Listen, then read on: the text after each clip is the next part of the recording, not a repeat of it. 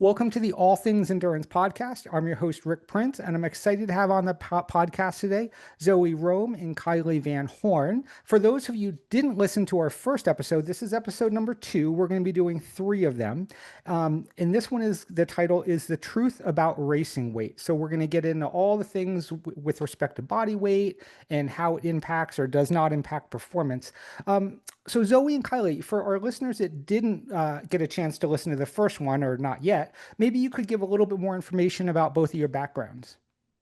Yeah, so I'm Zoë Rom, and I'm a journalist who specializes in the environment, public land policy, science, and science communications, as well as endurance sports. And I've always been really fascinated at the narratives that we bring into sport about food, about diet, about body image, and how those impact how those impact our behaviors on the ground. And I think that racing weight is one of the most fascinating examples of this.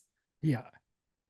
And then I'm Kylee Van Horn, and I'm the owner of Fly Nutrition. So I'm a endurance sports dietitian, and I work with runners, cyclists, skiers, triathletes on how to fuel themselves. And a big theme in my work has been just helping athletes be able to push their fueling limits to try to see what they can get out of performance. And I think that this idea of racing weight can sometimes get in the way of being able to discern like what's best for performance versus, what's a little bit maybe too much focused on restriction and maybe trying to get to a certain number on the scale.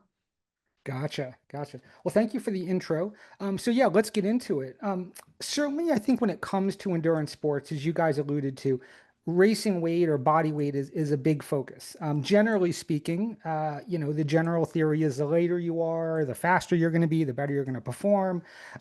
So maybe if you guys could provide some context to this. I know, the Tour de France just ended a few days ago, and, as a cycling fan, I was definitely paying attention. And I mean, these guys, they'll be like what, like 6 feet tall and 135 pounds. And I know they're, elite professionals, but and they'll buy all the titanium bolts and the carbon fiber to make their bike. So, I mean, the message is clear, right? If you want to be an elite performer, you have to be like wafer thin and all these things. That's the narrative. So, yeah, if maybe you guys could dig into a little bit more of the context about sort of that theory, if you will, and maybe why it's a flawed theory.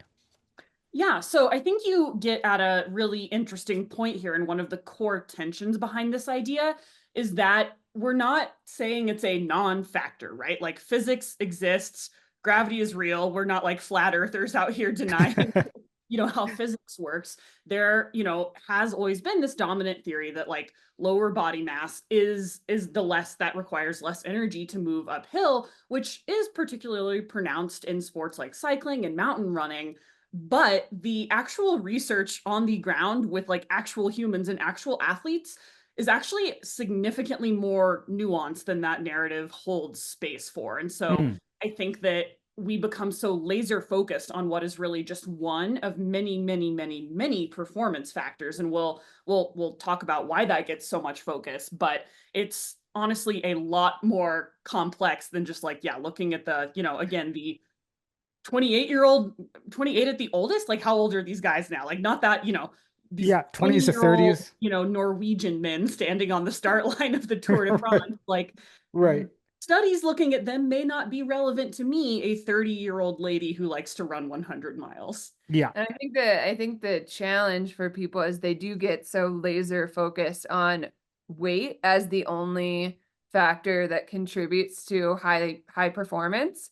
And we know that there are so like genetics play a role and your training and your fuel, like all of these factors play a role in actual overall performance. And so I think when you get too caught up in the weight piece, then that is where we can kind of tip too far sometimes, and it can have negative implications for athletes. But, to Zoe's point, like, again, we're not saying that weight isn't a factor. It can be a factor, but is it the only factor? And how are you approaching it? I think is what we want people to think about. Yeah, and to that Yeah. point, there is like a strong sense of sort of like outlier bias here, right? Like so much of the imagery that we see of elite athletes communicates a specific message, and many elites might be like have a certain like natural like different frame, or like their body type might be like sort of clustered around like one sort of specific like sort of archetype, and that creates this perception that to,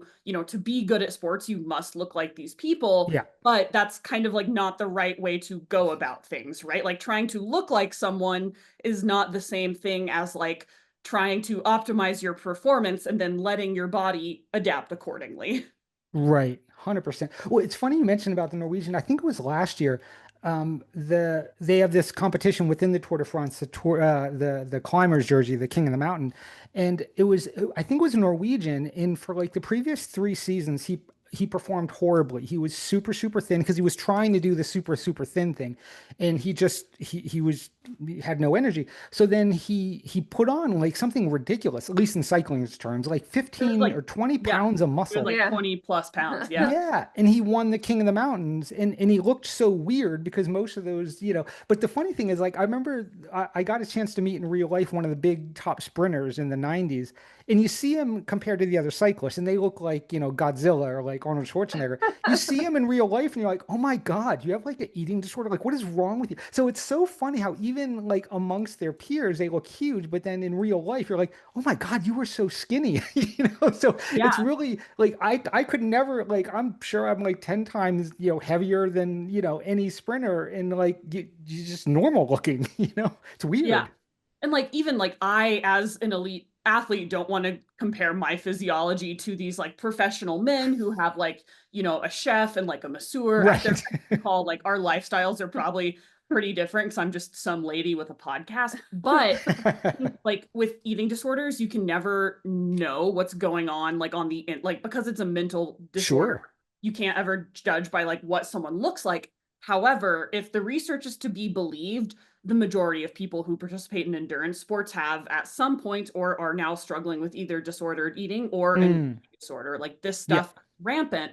And so that sort of shows that our set comparison point, like the people that our brains might gravitate towards comparing ourselves with, like that's a false comparison point. Yeah. Like we might see like, oh, well, this person seems like they're having really great outcomes and their body looks like this. Therefore, my body should look like that and I'll have great outcomes. But we don't know how that's playing out on the inside. And again, Yeah. statistically, a lot of the folks we're going to be likely to compare ourselves to are comparison points that are sort of calibrated against an unhealthy reference point. Yeah, yeah. That's a really good point. And I think, you certainly see that in with professional athletes. I think obviously anywhere, but certainly endurance sports, like, oh, this person, looks like this person rides this bike, this person wears these shoes. I want to be like that because you're hoping that, if I buy those, Nike Vaporflies, I'll have some type of performance increase where I'll get to closer to that 4 minute mile. But it's not the case, right? It's like it's That's just like this. that's Yeah. why marketing works Yeah. for Right, these. 100%. Yeah. That's why I own the pair of Courtney DeWalter long shorts and have still not yet won Western States, unfortunately. Still It working might on not that be one, the right? shorts. You gotta be, it's always the shorts. Always the shorts. So this is sort of a very loaded question, I suppose, but there are so many variables to human performance. And I know we sort of, I guess, alluded to this, but why do you think weight is so focused on versus, you can Google anything like how to increase your performance, and there's going to be so many variables. Why do you think it is that weight is the one that's so hyper focused on? I think because it's easy to see. Yeah. It's like The it visual. is a really surface level sort of point of information, right? Like I can't look at someone and guess what their VO2 max is, or guess what their training volume is, or guess like what their energy consumption is. But a lot of times weight sort of visually acts as a shorthand or hints Mm, at what we think, like their diet or like work ethic, or like it sort of is this loaded thing that carries assumptions about training volume, about diet quality, about work ethic, but it may not actually be representative of any of those things like at all. It's just so dang easy to see. And I think that's why people yeah. really tend to gravitate towards it. Plus, sort of like diet culture and particularly the American obsession with thinness and with just sort of anxiety about body image, body appearance overall gets sort of like coupled with that. And I think it just leads to this hyper fixation on like, there's one metric I can easily see. It's easy for like, I can't measure my VO2 max like at home. I don't, Yeah. you know, getting a lactate, you know, like blood test thing is like $200+. Like you got to go to a lab to get a lot of the stuff measured. But, you know, I can go to Costco and get a scale that tells me everything I need to know about my Right. body weight any day. Well, and Yeah. then like with social media, I think with the rise of social media, it's almost in our face more, Yeah. Yeah. like it's all the visuals of influencers and pro athletes and like what they look like, and then this comparison syndrome idea of how people just look at these images and be like, oh, I have to look like that. And how am I going to get myself there? And then hyper focusing on like a look or a number, and then getting lost in that, and then not thinking about the downstream consequences. And it also Yeah. focuses as like a mental model of control, right? Like body weight feels tangible when training results can feel unpredictable, right? Like I don't control my genetics. I don't control different parts of like my, like I am a working journalist. So there's some lifestyle stress factors, and like, you know, I don't again have like the lifestyle of a Tour de France person. So sometimes like my training schedule and my travel schedule and like how I'm eating and sleeping. And there's a lot of things that feel not as much in my locus of control. And so oftentimes people will try to mentally bridge that gap by hyperfixating on their body weight and body composition because that feels more controllable. Again, the science there's a lot more complicated. Almost everything is like mostly genetics. It's like the last, like people never want to hear like, Yeah. if you want to fix this, like go back in time and tell your dad to date someone else, I guess. Right. Like Right. that's the truth about a lot Yeah. of this stuff. It's not Yeah. sexy, right? Like you can't float an entire podcast industry based on the fact that genetics control so much of our destiny. Right. Right. That's a really good point. And it's something that I think a lot of people don't want to hear, right? Yes. Because Um, so again, this is probably the list is way too long for this podcast, but what are some of the most common things that you guys see that athletes, specifically endurance athletes, do to lose weight, to get in that whatever they view as, you know, racing weight or the ideal endurance sports body, sort of what that looks like? What are some of the most common things that people will do to achieve that or try to achieve that? I think it's more, in practice, I see the extreme type diets. It could be like extremely low carb, or it could be like the carnivore diet, or just something extreme. And then that leads to them being like, oh yeah, I'm also part of this like kind of diet cult thing. Yeah. But then the other common thing I see is just straight calorie counting. And I think that for a lot of athletes, I always say too, just from a performance fueling perspective, like I want you to focus on your composition of like your protein, carbs, and fats. And if you're just focusing on calories, is that really going to get the most out of, what you're trying to do with your health and performance? So the straight calorie counting and calorie restriction, and a lot of athletes go about it again in an extreme manner because they're like, maybe have a history of yo-yo dieting, or their mom did like 1,000 calories a day, so like that's what they're gonna do, and they're doing all this endurance training but only eating 1,000 calories. So like extreme calorie restriction or an extreme type of diet is typically what I see for like a weight loss method. And then sometimes like the fasting and time restricted eating is introduced, but again, that's like calorie restriction. Right. Like, Right. Right. right. And a Well, lot of people are like, oh, fasting. And I'm like, okay, calorie restriction. So, yeah. Well, and It's Kylie, not you know, calorie restriction, it's sciencey. yeah, Has a totally. And different name. yeah, and Kylie, you nailed it, I think, on the previous podcast where you really struggled to come up with an attractive name that would, you know, get your book to jump off the shelves, right? Because it's Mhm, not that sexy. It's like this is science, this is what works, right? mhm. Versus like it's much easier from a marketing perspective to have something, some really cool tagline, really cool title, some system, or you know, and it's just it doesn't work that way. But that's what people, I guess, are sort of gravitate to, right? oh yeah, it's like they want to maybe identify with like a certain group or a certain diet or group. And they also maybe are looking for like a quick fix type of thing, right? Like Yeah. people are like, oh, I'm ready for this race in 4 months, and I want to lose 20 pounds, and I want Ah. to get there now, and And I always recommend to people too, like that is not necessarily like the 3 months before a race is not the time you want to be engaging in those practices anyways. Right. So like thinking about the timing of this is really important, and not doing quick fix things because that's not going to stick long term. Yeah. So, there are some people might go to the extreme of like taking like GLPs or weight loss like drugs, medications, doing certain supplements. I find like I do see some of that in the endurance space, but I see more of that in the fitness space, I would say, Okay. Yeah. from like the work that I do.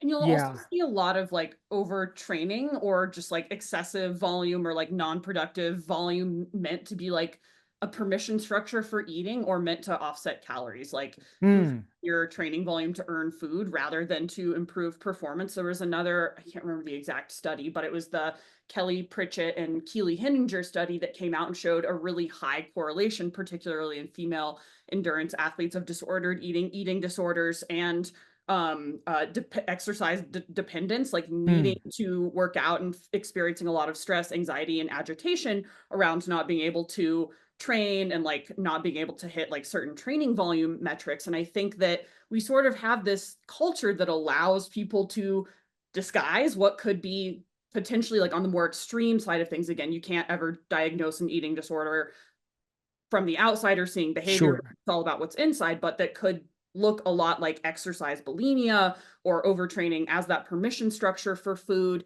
And sometimes it can, get people results early on. There will always be diminishing returns. It is not a long-term successful strategy, but I also think it's naive to say it won't ever work. It can, very short term in some very specific cases.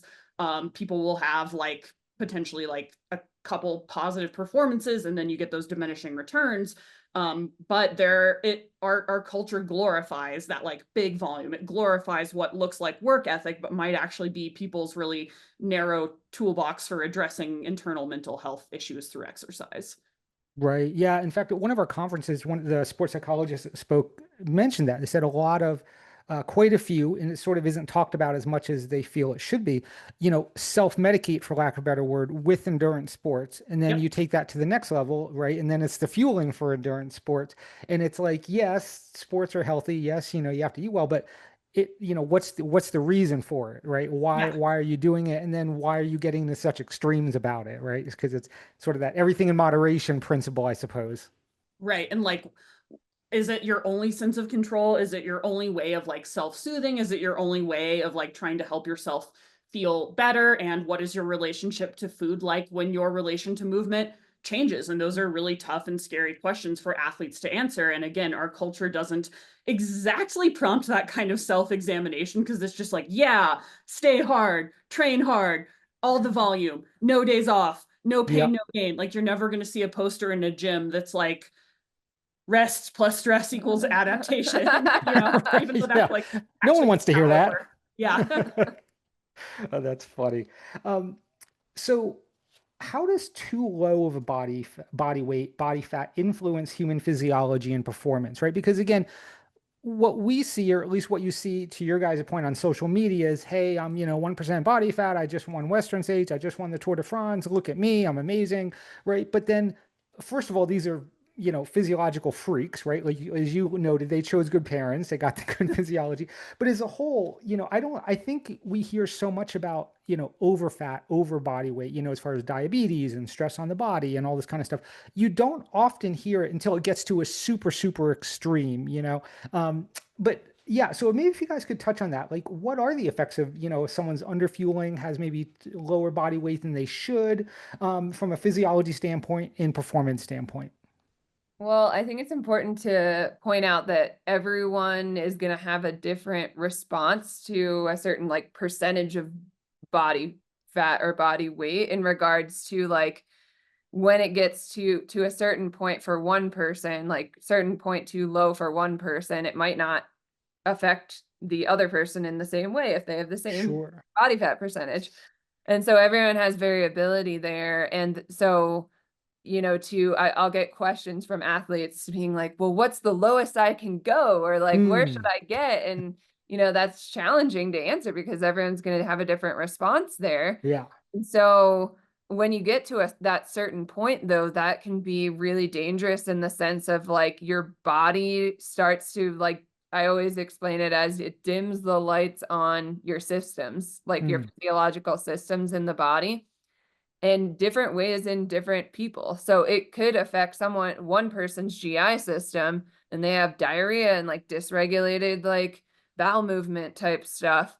And then in another person, it might not affect their GI system at all. It could be they could lose their period. Some people might not lose a period though and still have like effects from like what we would consider, relative energy deficiency in sport or red S.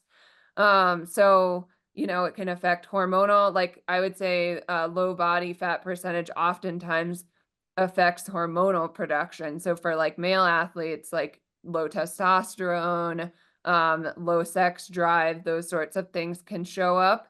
And then a big one too is bone density. So Mm. something like loss of bone density and for some people that might not show up until they get stress fractures, right? And then at that point it's like, well, the damage has kind of been done and now you have to work on rebuilding yourself. So the challenge is for some people, they don't recognize that these are signs and symptoms that they actually do have too low of body fat percentage or too low of energy intake, and they mistake it for something else. Or even a doctor might mistake it for something else or tell them Sure. something else.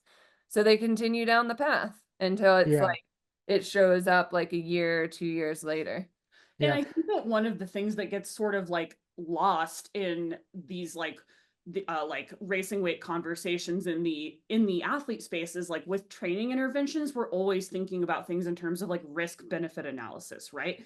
Every choice that we make has risks and benefits. Like more volume, there's benefit and there's risk there. And like Yeah. you work with a coach to sort of calibrate that. And like with like your racing schedule, there's risks and there's benefits to that. But when we see conversations around weight loss, it's just always touted as this like all benefit, no risk, baby. Yeah. And Right. critically good. Being thin, 2 thumbs up, no problems here. Yep. America, let's go, baby. And Totally. a lot of like potentially, like, again, we're acknowledging physics exists, gravity exists, checkmate, you got us there, I guess. But like, there are huge risks associated with restricting your calories and with trying to lose weight to the detriment of all these other things.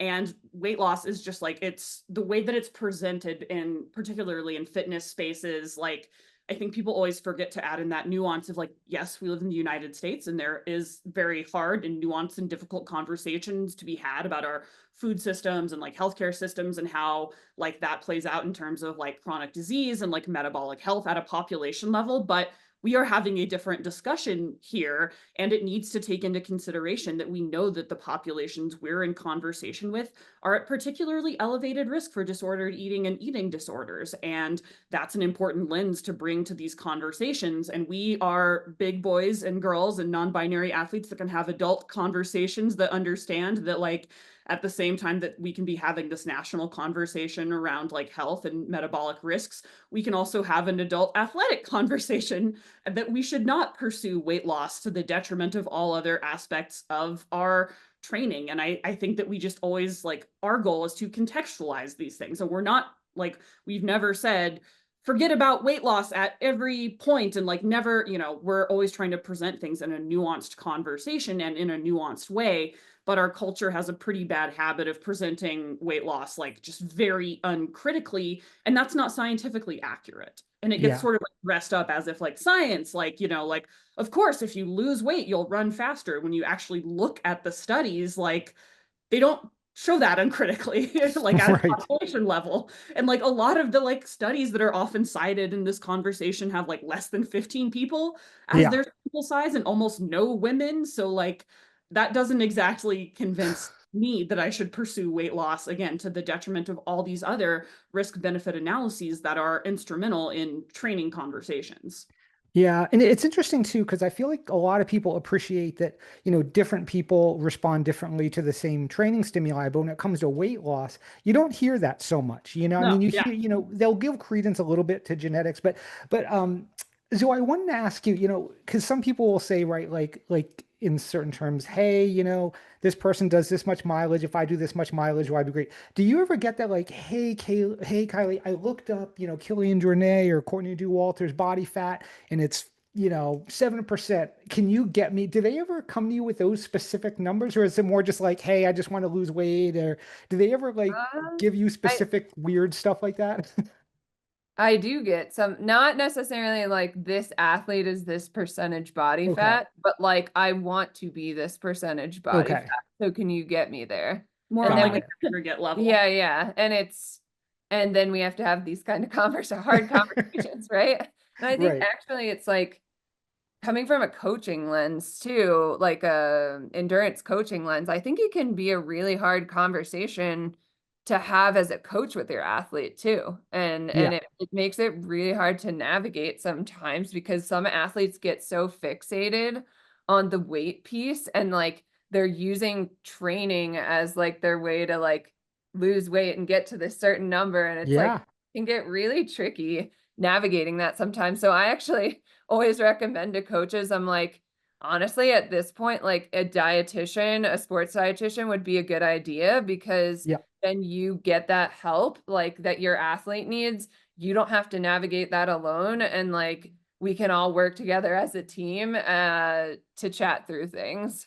Yeah, Yeah. I think That's that like we all think that we're much smarter than we sometimes are, but we're all swimming in the same culture. We're all absorbing a lot of the same imagery, and it presents this narrative of like, this is what success looks like. This is what an athlete looks like. And even, talking about that, the KOM guy who gained weight and then won, the way that that narrative was also presented made me a little bit uncomfortable because N of one, not a huge sample size. Like, yeah. if it supports my previously held beliefs, gotta acknowledge, not a great, Yeah. anecdote is not data. Yeah. And the way that the media represented it was like, wow, look at this like freakish outlying Yeah. example of a person Right. who ate enough and then performed well. Like, Yeah. God that's kind of forbid. wild to think about. Like the way that it sort of got presented as like an aberrant thing of like person ate well and then biked well. Like, Yeah. we get to a place where that's maybe not breaking news, please. Yeah. Yeah. No, completely. Completely. Um, So you guys have alluded to the GLP-1 meds, and I don't think it's possible, in today's day and age to have a conversation about racing weight or just weight in general or even health without discussing GLP-1 meds. And Kylie, as you mentioned, how it's really changed the fitness industry. I was reading an article the other day about how GLP-1 meds have changed not just the number of people joining gyms, but what they're joining gyms for. They're no longer joining for quote unquote, fat loss or weight loss. They're joining for toning and or whatever the word you want to call it. So it's really changed the landscape.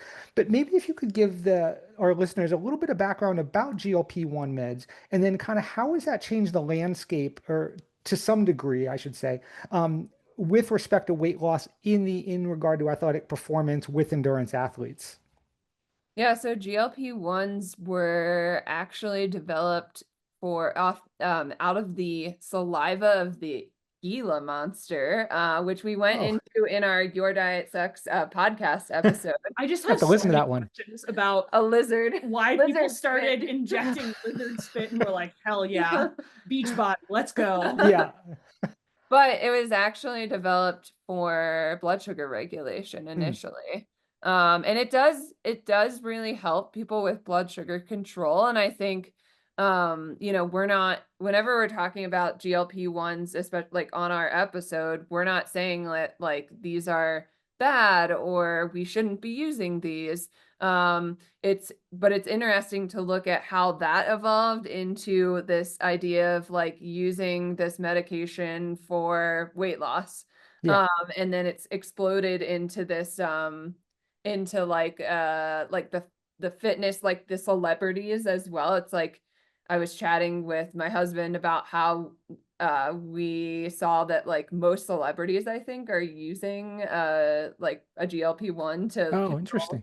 and control body weight and their image and all of that. And so what was it, around 2016, I think, is maybe around when the GLP-1s like Yeah. made their way more into the weight loss space, I Yeah. think.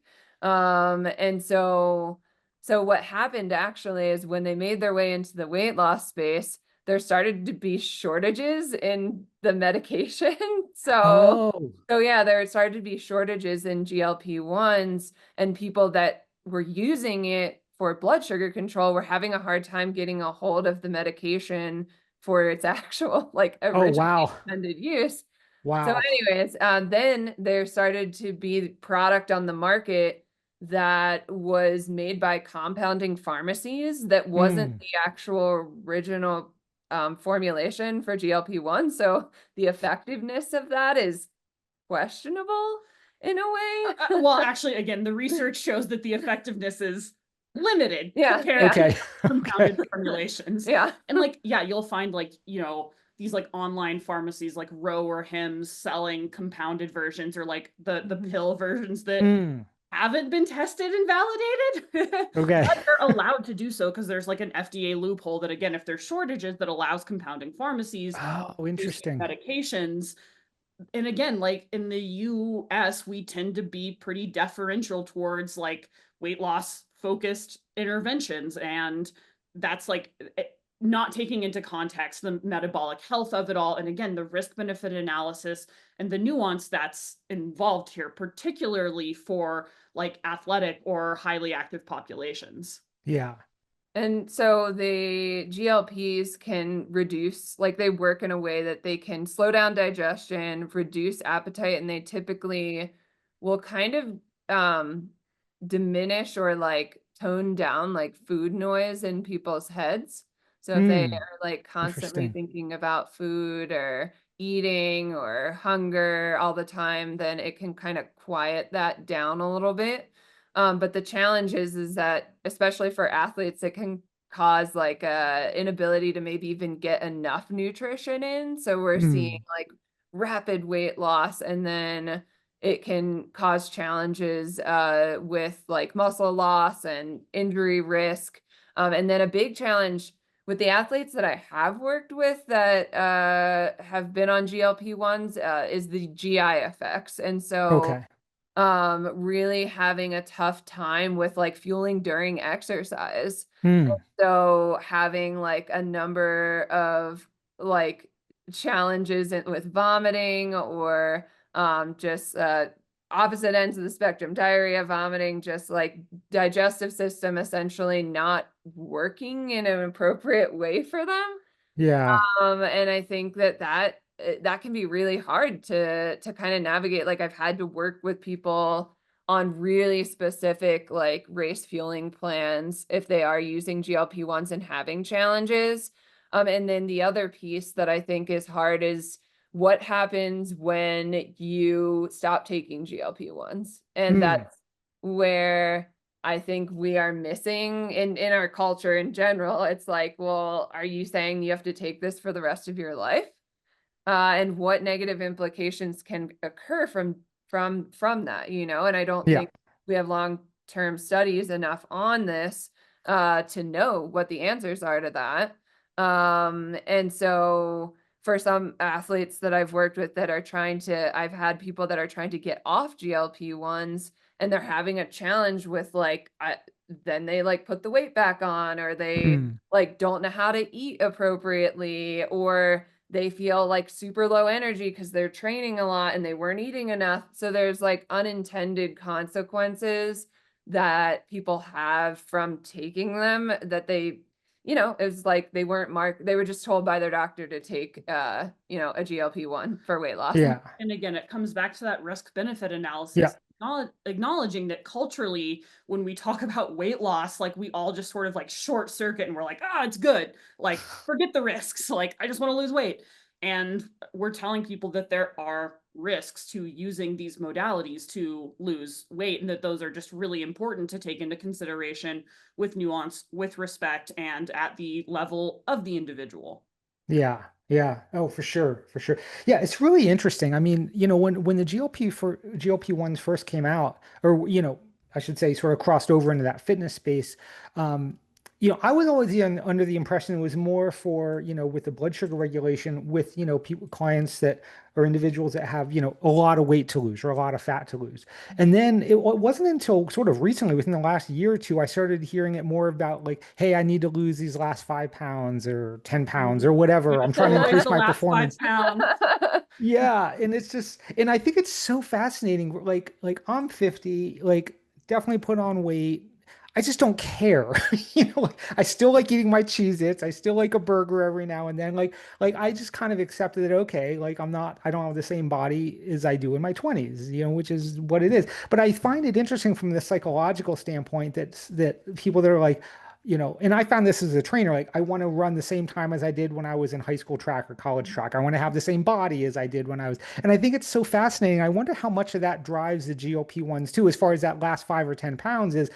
I want to have that perfect body, and I can't seem to get it with my diet and with no matter how much exercise I do. This is sort of outside the endurance realm maybe as well, but this is what's going to get me there. Do you guys find that that's Oh sort of yeah. seems to be the case as I mean, well? yeah, I mean, especially like in endurance athletes or like fitness inclined individuals, like people with, I mean, again, if the research is to be believed and like sort of the demographic data, pretty affluent people who have a lot of time, energy, financial resources, and a high drive towards perfectionism and achievement and like sort of an outcome focused way of thinking.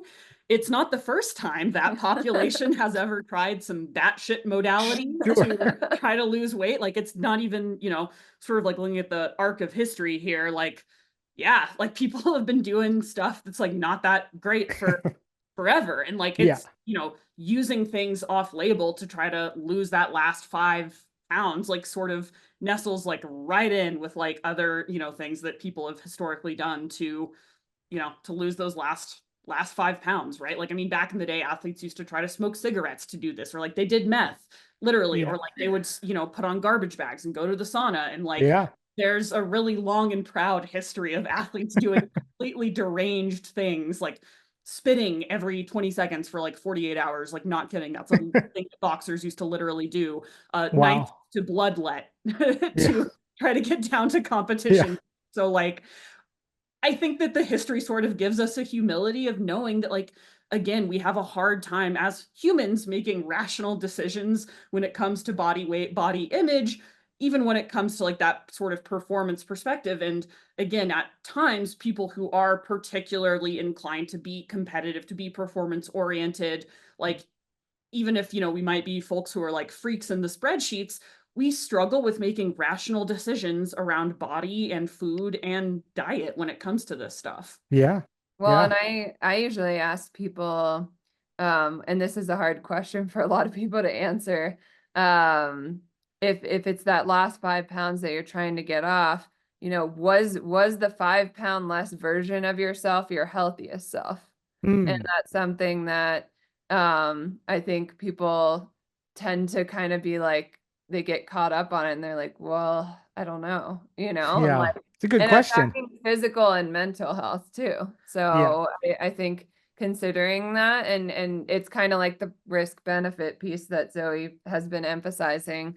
It's like, is like, how far do you want to go to try and lose 5 pounds? Yeah. And Yeah. again, it's like sort of focused on the wrong outcome rather than the inputs, right? Like if you're doing the correct training volume for your physiology, and if you're eating well towards like in a way that emphasizes both physical and mental health, what would it look like to actually just trust your body? Yeah. And like, what if you totally just like forgot about body weight, body image, and you just accepted whatever the output of that is? And like, I think that's a provocative question for a lot of people, and it is scary because for so long we've been told if you train well and eat well, you'll look a certain way. Yeah. And that's just not correct, right? Like people's bodies will do really different things with the correct inputs and outputs for their body, but we just get so hung up on like the outcome must look like this. It is a six pack. And Yeah. No, you might train amazing and like eat amazing. And, two people who do that will look extremely differently. And what if you actually just became really, really like healthfully focused Yeah. on the like on the correct training volume and on meeting your energy needs and just like say, all right, body, I trust you, because I think that we get told over and over again to try to trick our bodies and like tamp down on our hunger and find all the like drink water and take GLP-1 and like doing all these things to try to manipulate, because fundamentally we struggle with trusting our bodies, and we have Yeah. to get so hung up that like no, no, no, like I know I'm training correctly, I know I'm eating well, but like what my body is doing in response to that can't be right, because it doesn't fit this like totally narrow prescriptive image that like all the magazines I read in the early aughts told me an athlete would. Yeah. Yeah, that's a great point. And to your point, Kylie, about the mental piece, I had a friend, a colleague, and her boyfriend was a competitive bodybuilder. He was doing these shows, and she would say he was the best person to be around during his bulking phase, right? Because he'd just go eat whatever he wants. And she said, like, I just wish I could go on vacation to like another planet when he was on his cutting phase, to try to, because again, it's very specific, right? Like we could debate the health of that or not, but he has to look a certain way and everything's restrictive. And she said he was miserable. He was just grumpy, always upset. Because like who would want to do that? She's like, I just wish I could like go on vacation for like however many weeks or whatever that period was, because it affected him so mentally in his his outlook and personality, while he was on that, really, really restrictive diet. Mm-hmm. So Yeah. it's a real It's thing. And it's, yeah, but it's like interesting because there are sports that are more aesthetic, like bodybuilding is less about function than it is about form, which I think is Sure. really like a thing worth pointing out. Whereas like endurance sports, like you don't got to be pretty to do this. Thank No, God. no. So safe space Safe for space. non beauty queens here. But people Totally. still get hung up on the form and they confuse form with function, because for Yeah. so long we've been told that form is function, and in such a visual culture our wires just continue to get crossed on those two things. Yeah, that's so true. It is so true. And you guys have both alluded to this, but maybe if you guys could talk a little bit more about this. I do think that a lot of coaches are getting these nutrition questions, right? That are especially ones, athletes that are hyper focused on weight loss, things of that nature. So what advice would you give to these coaches if they get these athletes that are like, and maybe it doesn't even have to be hyper focused on weight loss, but just questions even about nutrition. I think one of the things we always discuss is stay in your lane, both professionally as well as your scope of practice, and professionalism. But what would be your take on that as far as what should coaches do if they encounter these athletes that are like, I need to lose that last 5 pounds or whatever it is? yeah, yeah, refer to a sports dietitian. No. Yeah. Um, but I think that, trying to have a conversation with an athlete about pros and cons, like making a pros and cons list, a risk versus rewards list, or looking at, encouraging an athlete, like asking them what their ultimate goals are too, because like if you are actively engaging in weight loss practices, you're not fully giving your body what it needs to adapt to the training stresses that a coach is giving to you. So if I have worked with a team on like a weight loss goal with someone, typically that coach is reducing down the training volume significantly. Okay. And they're making those changes while this person is on this journey that they've chosen for themselves. However, I also get curious when an athlete is saying, I'm doing everything to help with my goals, and then when we actually dig deeper, it's like, you actually are not maybe eating like enough protein, or like, what if you focused on like trying to get in what you need as an endurance athlete and see what happens to your body instead? So like maybe switch Hmm. that narrative, or getting curious with that person about what does like that nutrition side of things look like for myself as an athlete. And maybe you actually don't fully know what you're doing to try and get optimal nutrition in, and if you did that, maybe your body would change, maybe it wouldn't. I always Yeah. say that, like, it might change, it might not. But if you don't actually do maybe what you need to be doing, then you'll never know. And I think Yeah. trying to understand the why, right? Like, and if an athlete says it is about performance, be like, really? Because the science is extremely mixed, and like looking at other low-hanging fruit that has a different risk benefit analysis, like sort of equation, right? Like, let's look at sleep. Like, not a lot of risks associated with getting sufficient sleep. Like, talk about working with like a sports psychologist, or upping your mental game, or improving your mental health. Like, how many humans do you know that have absolutely 100% capitalized on their sleep and their mental health? And both those things are going to be a more effective input for performance. And like looking at the other things of like, let's like really optimize your training volume. Let's really optimize your recovery. Let's optimize your mental game. And when you're like actually trying to like grasp that low hanging fruit, like just genuinely not that many amateur athletes are nailing the fundamentals. And I think, unfortunately, because people are either reluctant to sort of investigate those fundamentals because it's not sexy, or again, because of our cultural emphasis on body weight, people are like, okay, screw eating 3 meals a day, screw getting, you know, sufficient sleep for my needs, and I'm going to just go right to the body weight, because that's what I'm told is like the most effective. And like, I'm not even going to bother to like, you know, work with like a mental performance coach or a therapist. Like, you know, brain doesn't even matter. Like, let's just doesn't matter. All about that six pack, and trying to educate people on the factors that have that different risk benefit analysis equation, and might actually even be more impactful for performance. And I think also just helping people investigate their own beliefs they're bringing to that conversation, be like, is it really about performance truly? Because if it is, again, the science does not show that this is the most effective modality to improve performance. And a lot of times getting to the like the really deep why, and like, maybe it isn't about performance after all. And that's where you refer to a professional outside of the realm of just endurance sports coaching oftentimes. Well, that's how I say, like the coach, it puts a lot of pressure on coaches, and it does to like make something happen for this athlete, for them to lose 5 pounds or whatever. I would say, you know, that is not something I would feel like a coach, an endurance coach needs to be heavily involved in trying to figure out for that athlete. And it's okay to like not feel as a coach that you have to do all that. That's why I encourage coaches to like refer out, because the weight conversations start to get really tricky, and it can become like, honestly, like a point of contention between athlete and coach sometimes. And so I think having other people involved in the process can be really helpful. And genuinely, it is an objective of athletes, then they should be really compliant in terms of working with another professional. It's truly something that they believe in and they feel is like healthy and grounded for them, then they really shouldn't resist.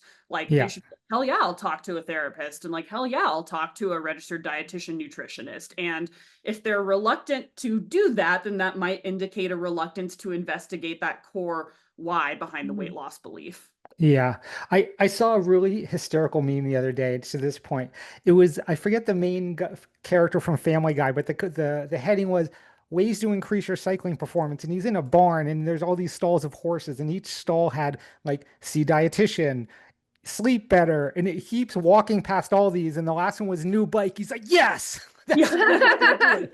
And it's so true though, right? Like, no one does the low-hanging fruit because it's not sexy, versus buying the $15,000 carbon fiber rocket ship. Well, that's sexy, and all my friends are going to say that's a cool bike. And it was funny, but I'm like, God, this is so true. So Kylee, you had mentioned, you know, seeking out a sports dietitian, and I think this is such an important thing, because I think there's also a lack of understanding sometimes within, certainly in the fitness realm, but even in the endurance sports coaching realm, seeking out, you know, just any dietitian thing. And not that they couldn't help, but are there any, you know, letters after the name that someone should be looking for as far as a sports dietitian? And then again, maybe I'm a sports dietitian for, you know, track and field, or, you know, football or whatever. Like, what are some things that a coach should be looking for to seek out an endurance sports specific, or someone that works with endurance sports athletes who is a sports dietitian? Well, there's no like endurance sports dietitian like credentialing system. That's where I think you have, like, as a coach, doing your homework as to like, you know, where, like, what is the background of this person that I'm like referring my athlete to. Yeah. And doing that kind of homework is really important. And that's where like oftentimes I reach out to a lot of coaches and will have Zoom conversations with them about like my background and their background and what their philosophy is with their athletes and what approach they take with their athletes. And I think there are a lot of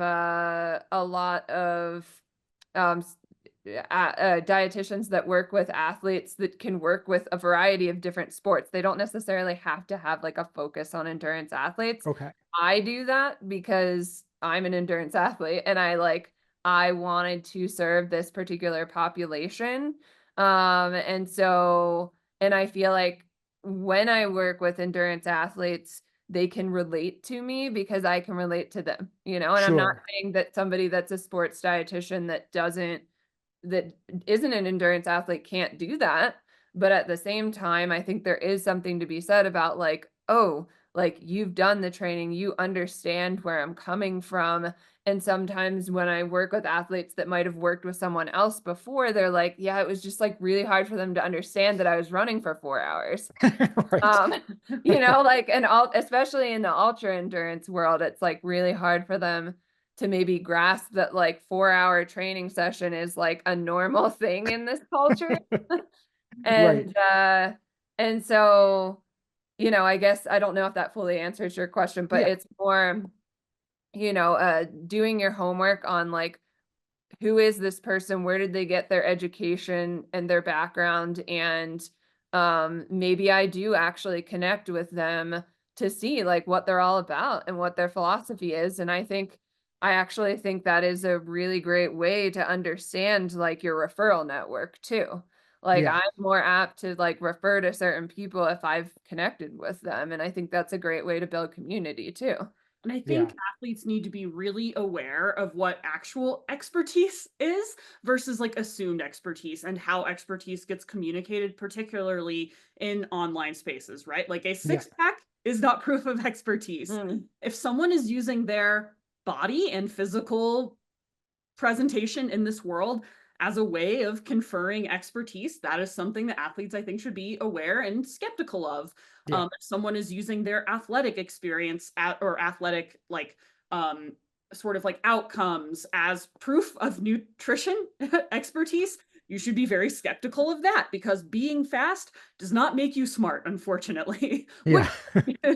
Yeah. But like those things that like sort of in our brains start to operate as like shorthand for like, oh, this person must know what they're talking about. Like Yeah. they're attractive, they must be an expert at this, or like they're really fast and they've had great athletic outcomes, they must know about the nutrition that's required to have those great athletic outcomes. And not necessarily. But online things get so flattened, and because it is again so visual, the way that our brains work, because we're making so many decisions on a daily basis and there's so much information, put in our lives, that we just sort of jump to these conclusions about what is experience versus what actual experience is. And then also coupled with like one of my bugaboos is like just random online nutrition coach certifications. Like Yeah. going to a seminar does not exactly like make you qualified to help people navigate these very tricky and complicated situations. Well, Yeah. one thing I do want to add though, because it is a very confusing space, and I Yes. get why people get confused, but I also think like I have a lot of respect for like if somebody has a PhD in nutrition but they're not a dietitian, like I still would trust them as a respectable person to like go and get nutrition advice from. So Mhm. like I don't want like it's hard sometimes to have this conversation without certain people and groups getting heated, because like Yeah.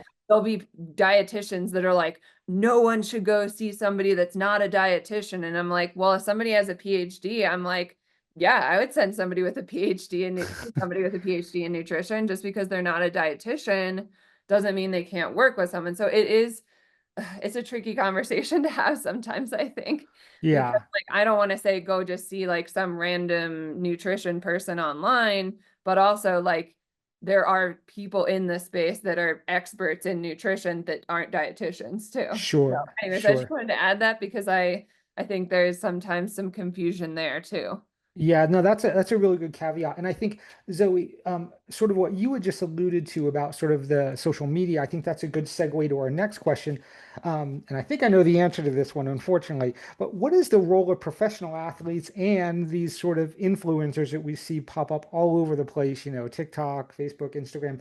What role do they have in the perception of racing weight? Or just maybe weight in general, right? Because I think it's a big one. Yeah, for sure. I mean, they just sort of like either intentionally or unintentionally are put forward as like the gold standard of like, this is what a human body should look like. And Yeah, oftentimes, no.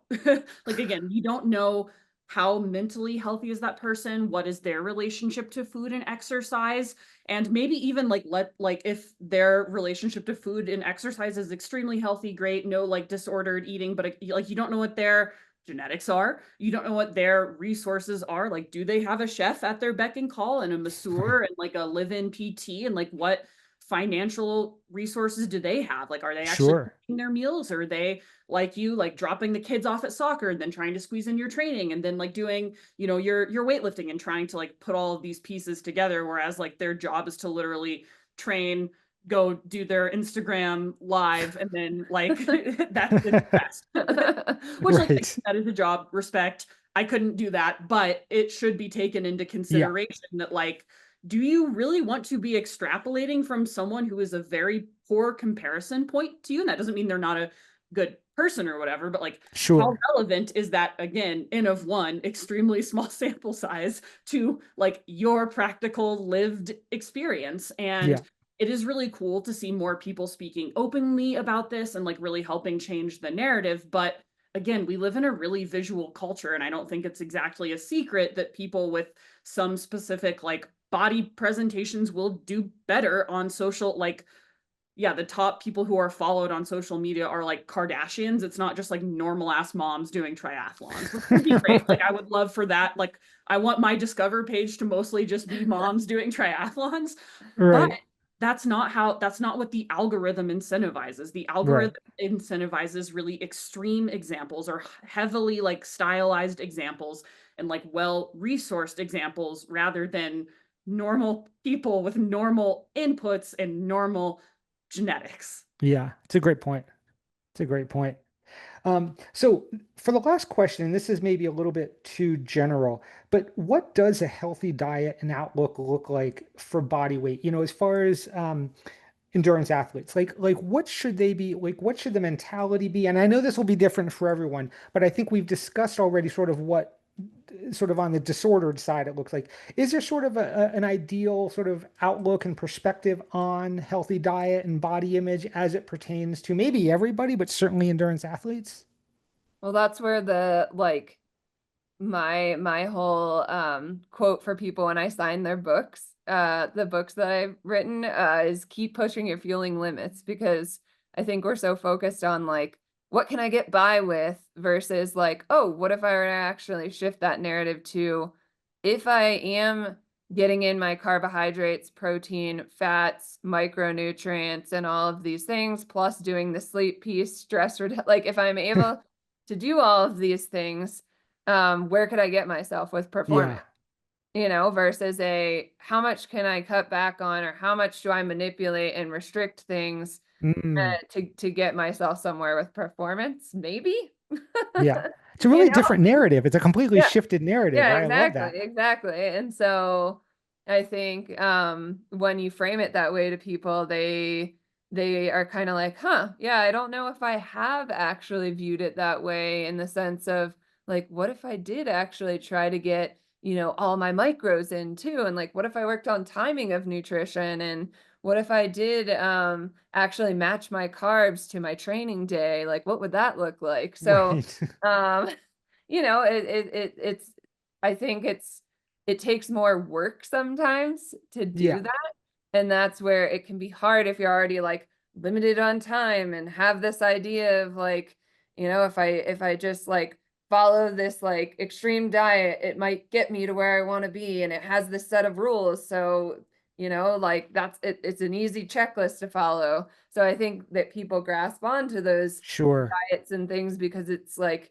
oh, I do these things and like hopefully I get the outcome that I want, but it Yeah. doesn't usually work that way. Yeah, and again, just because like weight, it like feels so simple. It's a number on a scale, or it's like what size, like jeans I wear. And that feels, like Kylie said, really easy to grasp onto. But like, what about your joy, like in the training process and in the Yeah. like just living life as a human being, exercising and eating food? Like, does this objective take away from your ability to connect with community? Like, can you not just have like a normal ass meal at a restaurant with your friends and family? Like, if you've got to be that guy packing like chicken breast and broccoli to every single function you go to, like, is that really healthy?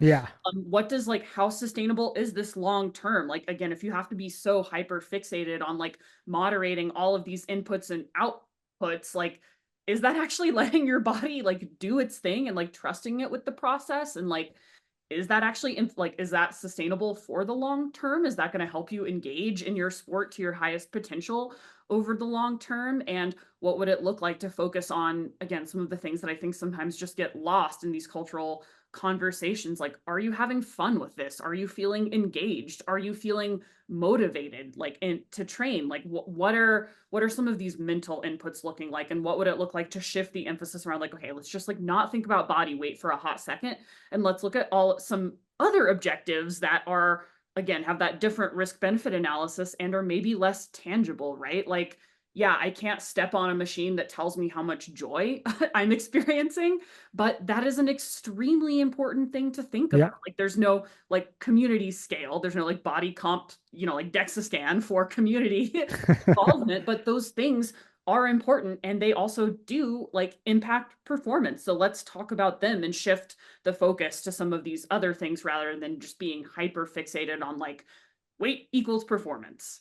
Well, Yeah. it's always interesting to chat with athletes that are obsessed with like every day I step on the scale to get my weight. And Mm. it does impact their like day and their Oh, mood, I bet.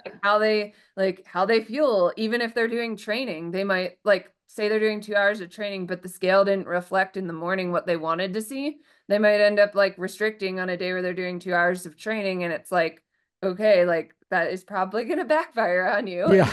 Yeah. You know? And I wonder too, to your point about these metrics, like I don't know if I mentioned it to you guys last time, but I mean, when I was living in New York, I trained this one client and he was sort of an endurance athlete, so I put him through these hard bike workouts, and he gets off of it one day and his Garmin's like unproductive. He's like, mother.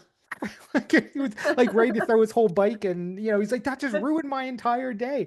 And I could see how, yeah, like if you're fixated on that, and I just did a 4-hour trail run, and I come back and like, oh man, now I got quote unquote fatter, or my fat stayed the same and my weight, and yeah, I mean, I think, and again, it's all in this same context as sustainability. If you're not happy and it brings you no joy, you're not going to probably keep doing whatever that thing is, for a long period of time, right? I mean, Yeah, and so far that you're outsourcing your like love of the process and your self-worth to like whatever the fuck, sorry, Garmin is like telling you, yeah, it's gonna be a really hard process. But again, culturally, we've been told that like the scale is a great thing to hang the hat of your self-worth and like right. life experience on. And it just isn't, but it feels easy and it feels tangible. And so like I understand that pull, but unfortunately that is just not how like human life and even endurance performance works. Yeah, it's not that simple. Not that simple. Nope.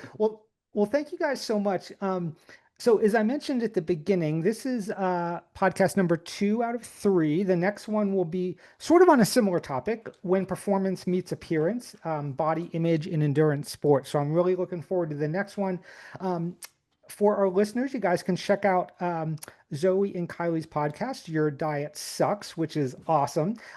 You can also check out Kylie's website, Fly Nutrition. For any of our listeners who would like a discount on any of the USCA certifications, you can use code ATE75 for $75 off. So thank you so much, guys. And we will be doing the next one pretty soon. And we can have all of our listeners tune into that one as well.